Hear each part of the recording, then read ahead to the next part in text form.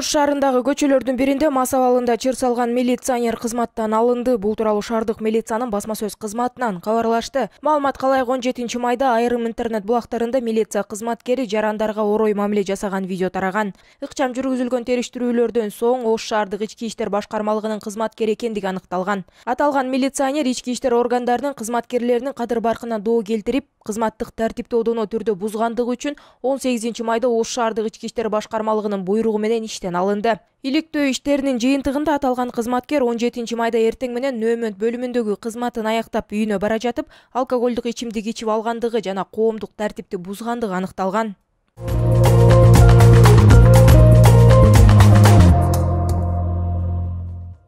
Чаткал районунун Терексай айылындагы номер 18-орто мектептеги кырсыктан улам жабыркагандардын арасынан мугалим жана 3 окуучу ооруканага жаткырылды. Бул тууралуу Саламаттыкты сактоо министрлигинен кабарлашты. Маалыматта айтылгандай, Ала Бука районунун жалпы медициналык практика борборуна 16 адам жеткирилген. Экспертизадан кийин мугалим жана 3 окуучу ооруканага жаткырылган.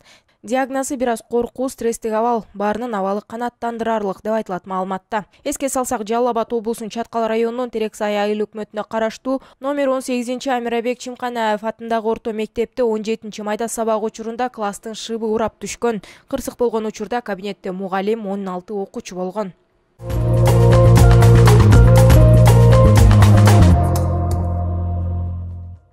Бишкекте жеңил унаа жөө өтмөктөн өтүп бара жаткан өспүрүм кызды сүзүп кетти. Бул тууралуу милициянын кайгылуу кызматынан кабарлашты.